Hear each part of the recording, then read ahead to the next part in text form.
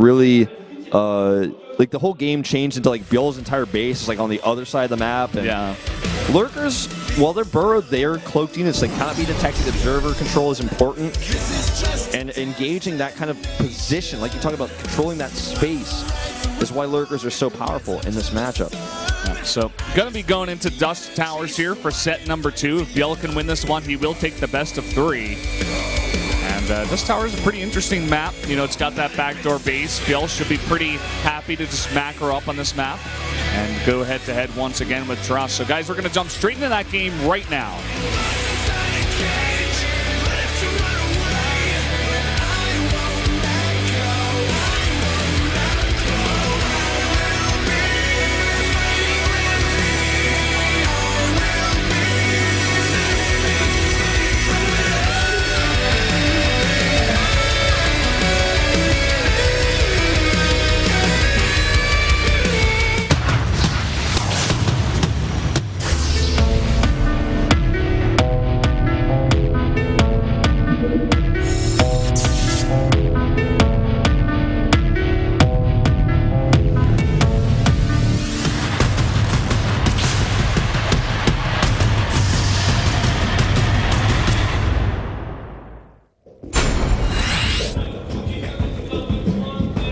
ByuL versus Trust here on Dust Towers. Another really fantastic intro here. Up in the top right, the red Zerg. Of course, it is ByuL.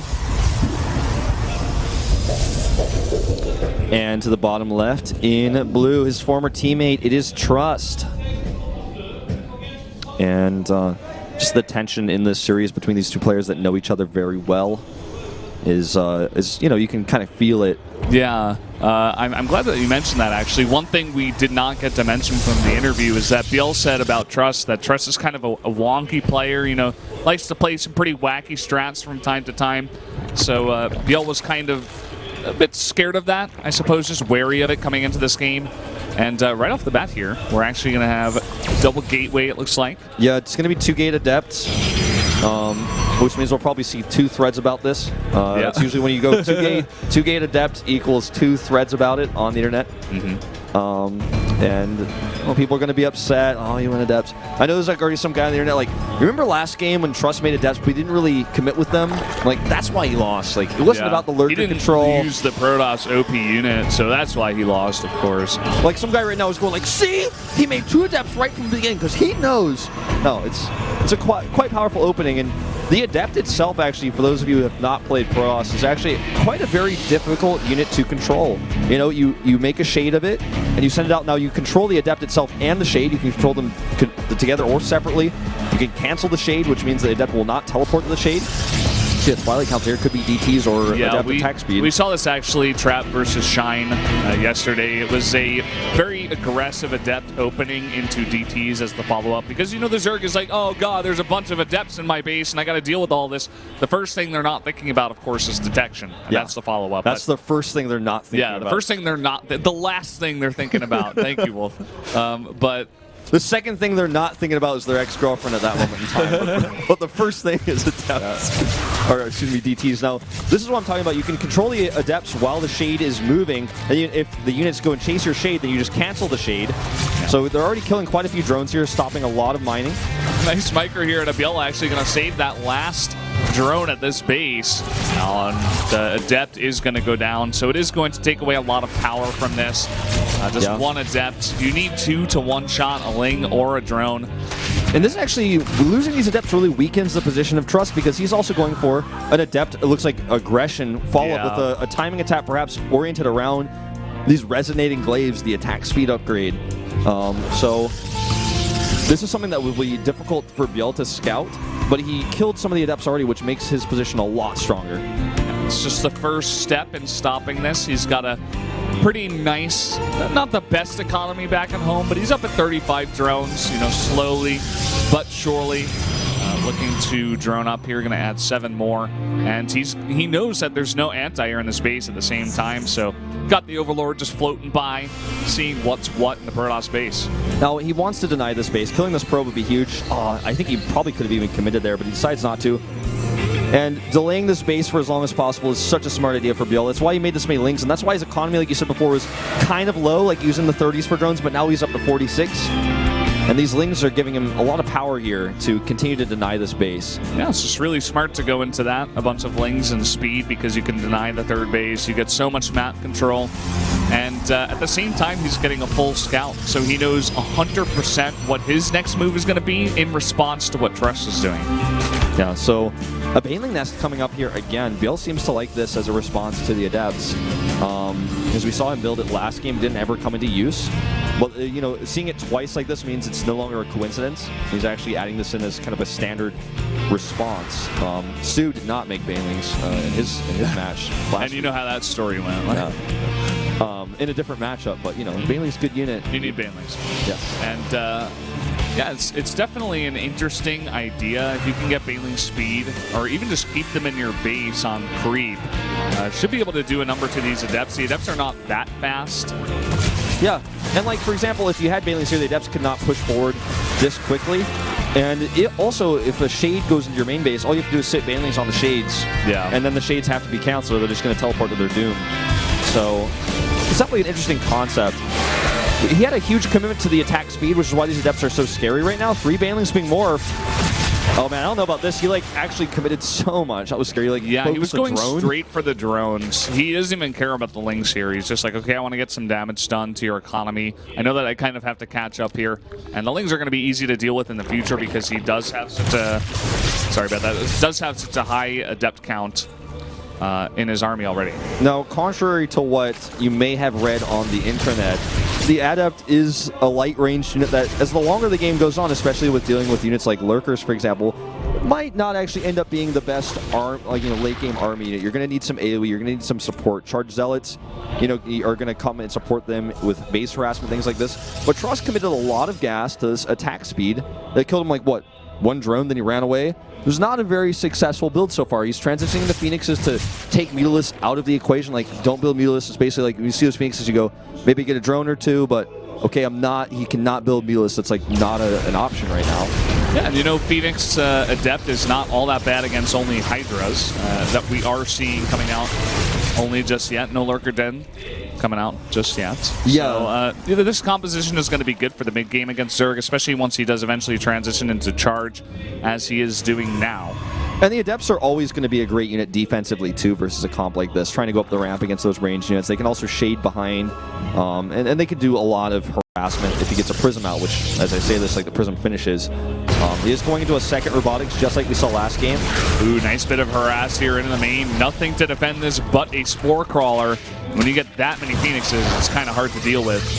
This harass is going to be shut down, unfortunately, for ByuL. Not going to be able to cancel that 4th base, and ooh, we have a Nidus network on the way. Check that out. That's that means ByuL really wants to be quite aggressive early on here. Does not want to really mess around. I think he's just going to try to go for what was once called in StarCraft 1 a Lurker drop.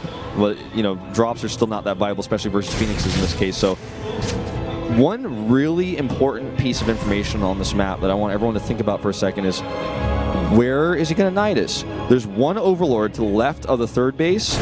That Overlord is so important right now. If he had killed it, this would be a totally different game right now because the Nidus is less viable, and he has to have a unit nearby. He may just Nidus the front as well if that Overlord dies.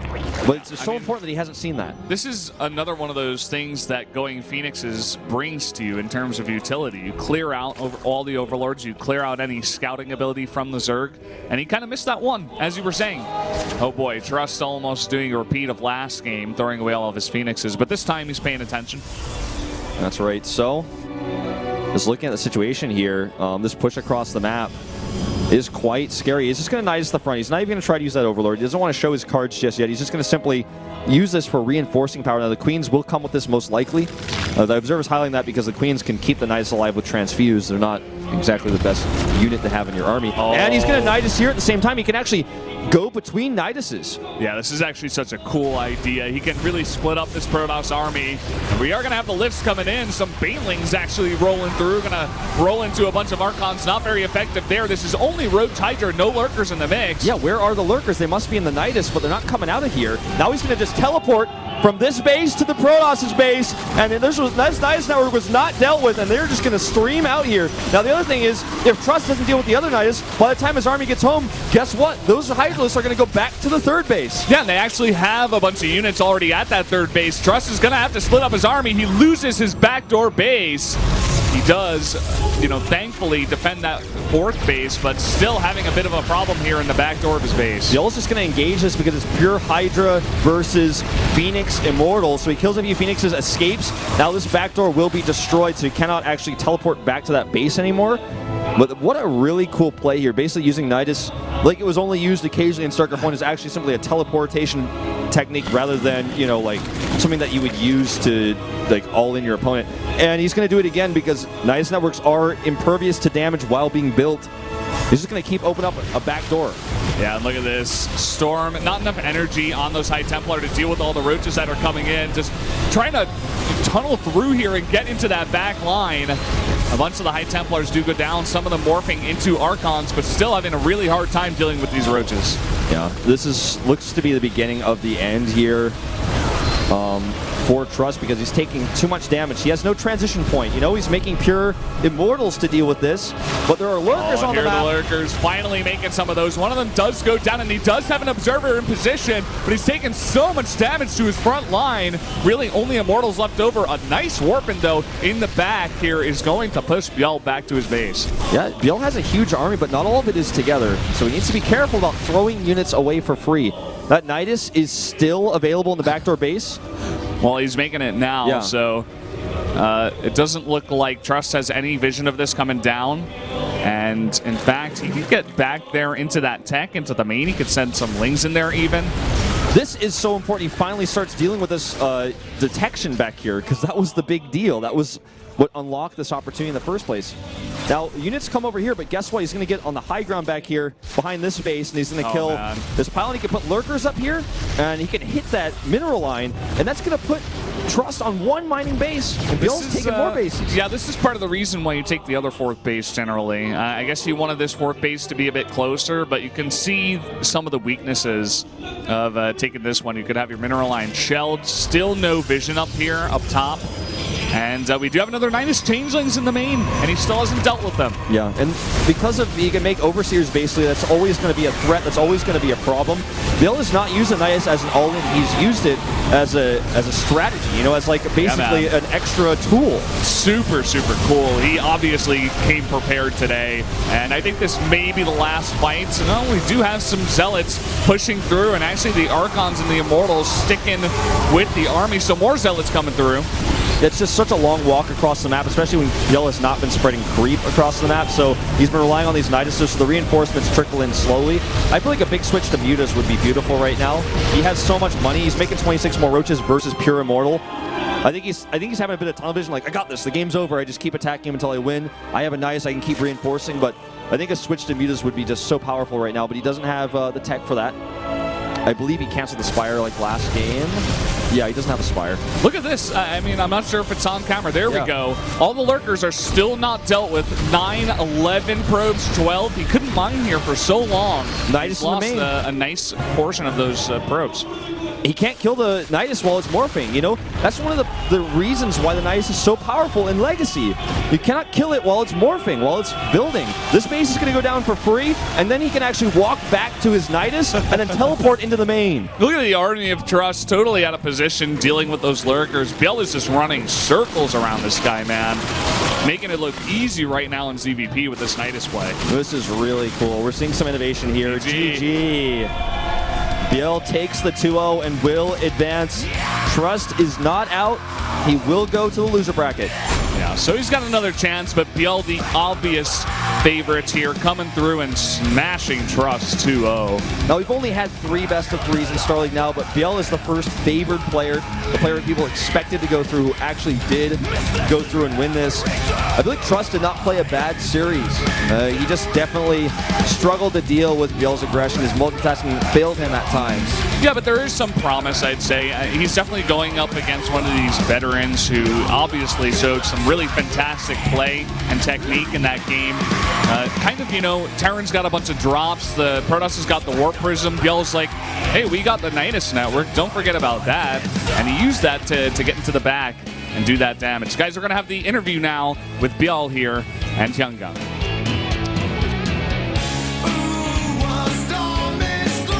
Congratulations. Much clapping ensues.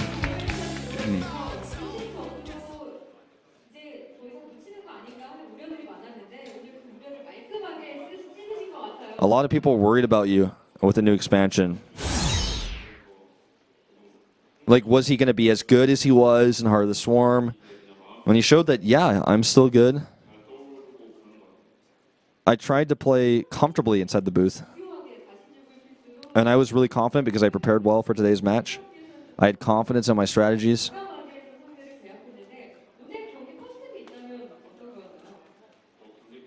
What was your concept for today's match? So I wanted to use roaches, and basically he just wanted to out macro his opponent using roaches to do that and be super greedy. I'm sure we're going to be hearing a little bit more about that Nidus play.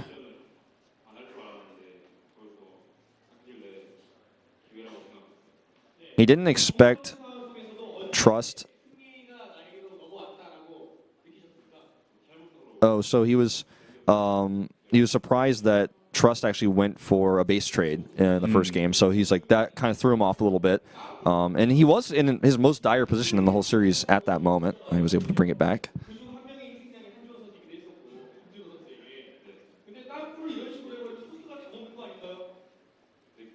So now they're talking about the Nidus. We knew it was coming, Wolf.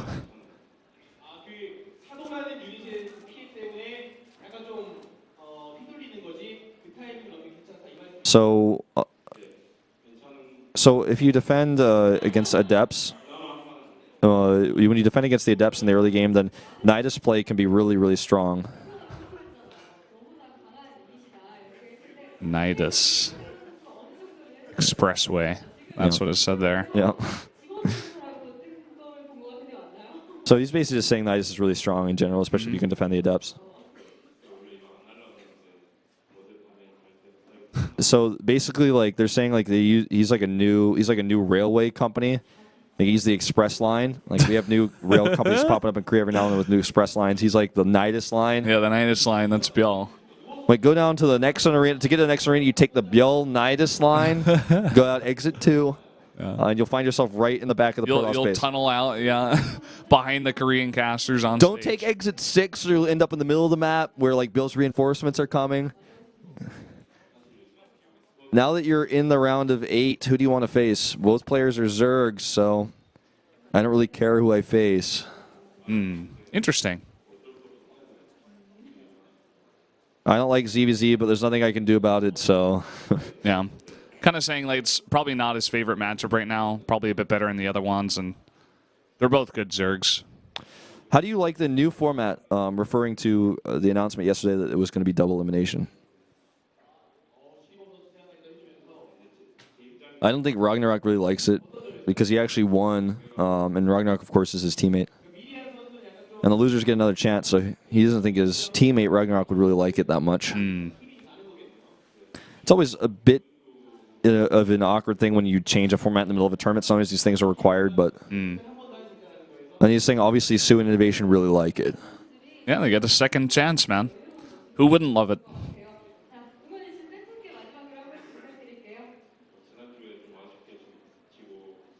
Any final comments to your fans? Last week I played a really disappointing match. A lot of my fans were worried about my play. I'm happy that I won today and showed better games for the fans. I'll do my best to show good matches in the future in the round of 8. Yeah, he was reading off that script, man, the Korean Starcraft player script. I'm pretty sure like every, like when you learn the Pledge of Allegiance when you're a kid, like I think every Korean player has learned the pledge to the fans. Like, I'm sorry for my bad play last time. I will show better games to the fans. See you in the round of 8. Like, yeah, and if they win, they're like, I just want to do better for my fans, and stuff like that. So, guys, we're gonna go into a 10-minute break. When we come back, we'll have the next matchup for you.